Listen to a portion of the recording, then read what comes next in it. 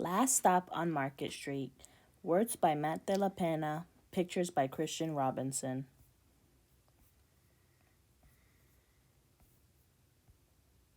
CJ pushed through the church doors, skipped down the steps. The outside air smelled like freedom, but it also smelled like rain, which freckled CJ's shirt and dripped down his nose. He ducked under his Nana's umbrella, saying, "How come we gotta wait for the bus in all this wet?" "Trees get thirsty too," his Nana told him. "Don't you see that big one drinking through a straw?" CJ looked for a long time but never saw a straw. From the bus stop, he watched water pool on flower petals, watching rain patter against the windshield of a nearby car. His friend Kobe climbed in, gave CJ a wave, and drove off with his dad. "Nana, how come we don't got a car?" "Boy, what do we need a car for? We got a bus that breathes fire, and old Mr. Dennis who always has a trick for you."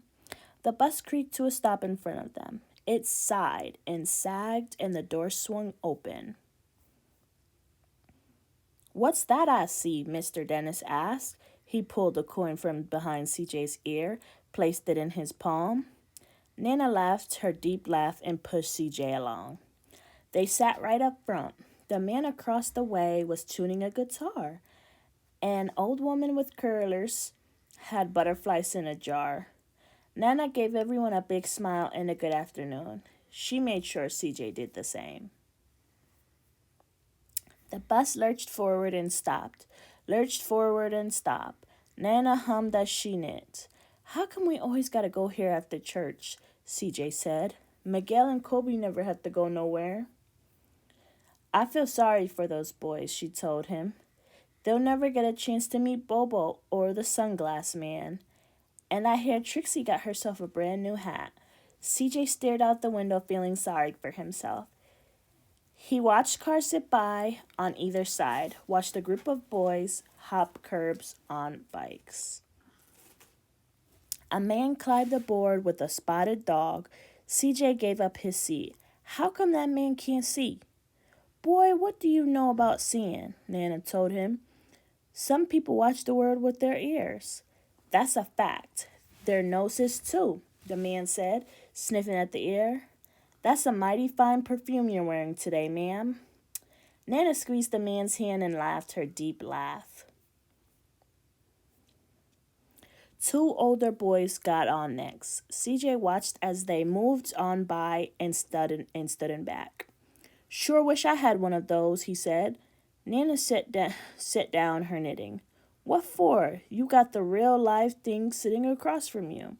Why don't you ask that man if he'll play us a song?" CJ didn't have to. The guitar player was already plucking strings and beginning to sing. "To feel the music, the magic of music," the blind man whispered, "I like to close my eyes." Nana closed hers too. So did CJ and the spotted dog. And in the darkness, the rhythm lifted CJ out of the bus, out of the busy city. He saw sunset colors swirling over crashing waves, saw a family of hawks splicing through the sky, saw the old woman's butterflies dancing free in the light of the moon. CJ's chest grew full and he was lost in the sound, and the sound gave him the feeling of magic. The song ended and CJ opened his eyes. Everyone on the bus clapped, even the boys in back. Nana glanced at the coin in CJ's palm. "CJ, drop it in the man's hat." "Last stop on Market Street," Mr. Dennis called. CJ looked around as he stepped off the bus. Crumbling sidewalks and broken down doors, graffiti-tagged windows and boarded-up windows. He reached for his Nana's hand. "How come it's always so dirty over here?" She smiled and pointed to the sky. "Sometimes when you're surrounded by dirt, CJ, you're a better witness for what's beautiful." CJ saw the perfect rainbow arcing over their soup kitchen. He wondered how his Nana always found beautiful where he never even thought to look. He looked all around them again.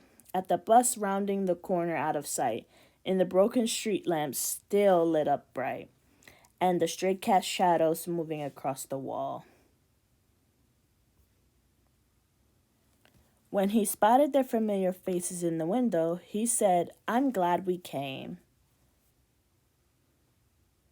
He thought his Nana might laugh by her deep laugh, but she didn't. She patted him on the head and told him, "Me too, CJ. Now come on."